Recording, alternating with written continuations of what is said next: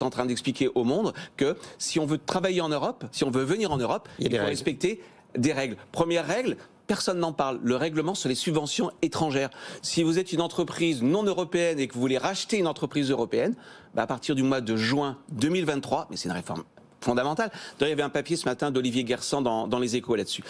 Qu'est-ce qui va se passer? Si vous êtes subventionné, vous êtes une entreprise chinoise, vous avez des subventions publiques, eh bien l'Europe aura le droit de regarder avant de vous autoriser de racheter une entreprise européenne. Donc le règlement sur les subventions étrangères, c'est quand même quelque chose de fondamental. Le mécanisme d'ajustement carbone aux frontières.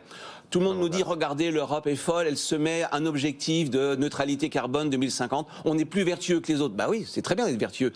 Mais par contre, on risque d'être victime de concurrence, entre guillemets, de dumping climatique. Eh bien, on va mettre, alors ça sera juste le début. Grosse inquiétude des industriels sur le mécanisme de mise en place de cette... Ça sera progressif. C'est pas une taxe. Je crois que le début, c'est octobre 2023 et l'horizon, c'est 2027. Mais au moins, on fait quelque chose. Alors, je suis assez surpris. On dit d'un côté qu'il faut aller vers la transition climatique et de l'autre qu'on va être victime de dumping. À ce moment-là, faisons la bonne vieille méthode qui est celle du prix Nobel, j'oublie son nom, avec les clubs climat Nordhaus.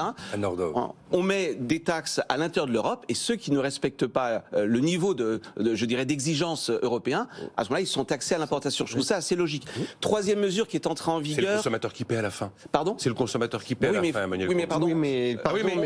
On répond pour le coup à une demande des industriels.